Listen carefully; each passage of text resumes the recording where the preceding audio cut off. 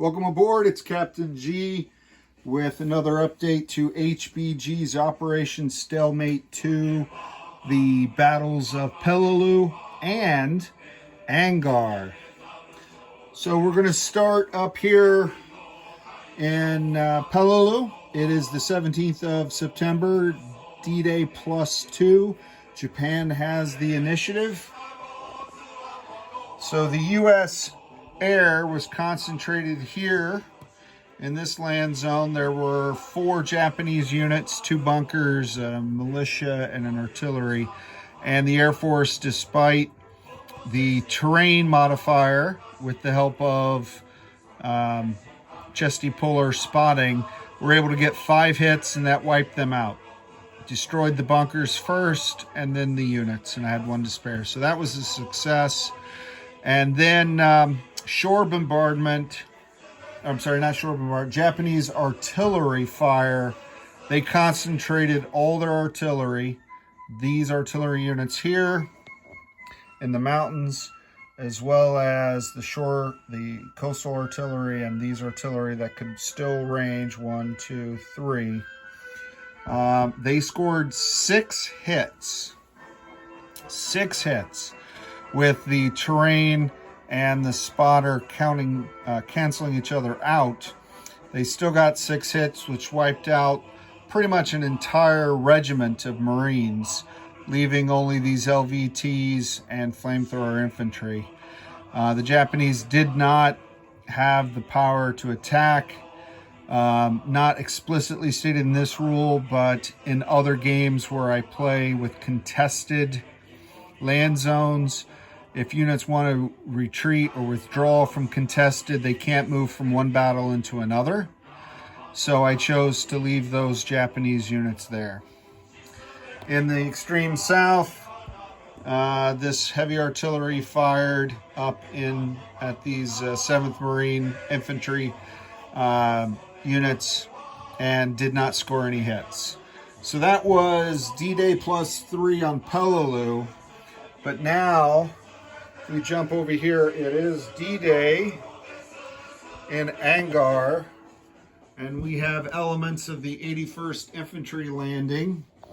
We have the 321st Regiment coming ashore here with the Axis and Allies out of box infantry and artillery and armor.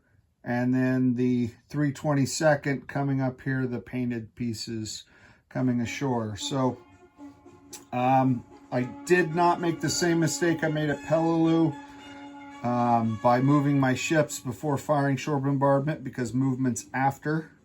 So they fired from the deep sea zone, which has a -2 if you fire in or out of it. And they can't fire direct fire, so that was another reduction of 2 for shore bombardment.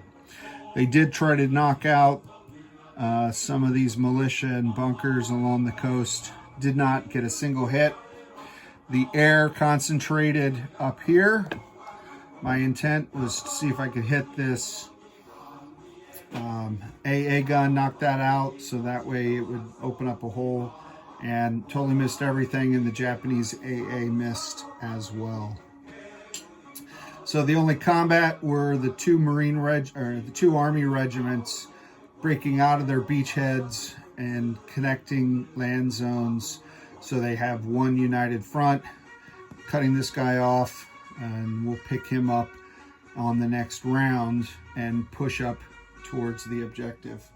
So good start on Angaur, which is helpful. We need the Army to secure this island as quickly as possible so the 321st can be positioned and ready to go to support the Marines.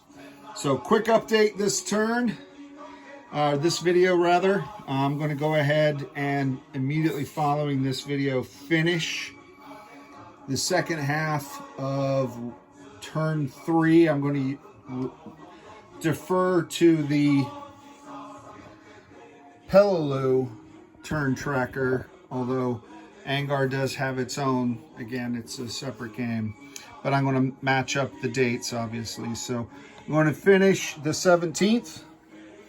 From a victory standpoint, I'm going to finish until the U.S. takes these islands, but if you're tracking victory points, Japanese had 1 U.S. Unit that they killed, so that's 4 victory points, and the U.S. took out 2 militia and artillery in a bunker, giving them 6. So starting with 50, they're at 54 to 6. And that's it for this update from Captain G. I'll see you again for the second half of the 17th of September.